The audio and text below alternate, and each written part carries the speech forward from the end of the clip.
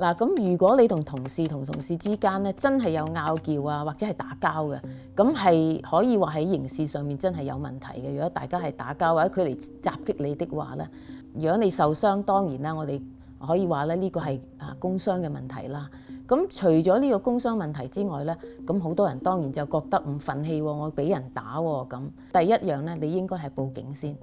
咁好多時有時僱主話唔好報警啦，大家都算啦咁。但係你最主要報警咧，就係有一個證據啦，同埋你報警咗之後咧，咁警察都會問你，你想唔想起訴呢個人啊？咁如果我哋講到民事同刑事係有咩分別咧？咁最大嘅分別咧就係刑事嘅案件咧，就係講佢係違反到呢個刑事嘅法案啦、刑事嘅條例啦。咁仲係咧刑事嘅起訴咧，原來我哋係起訴唔到嘅。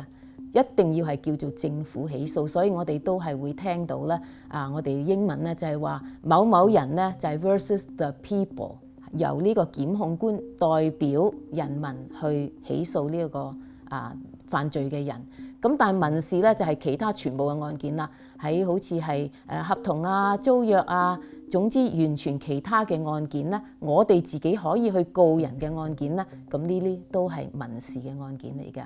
咁所以咧，呢個案件咧可以話喺刑事上咧，就係呢一個襲擊人嘅人士咧，就係同政府方面咧就係要交涉啦。咁而呢個受傷嘅工人咧，有機會就係會被政府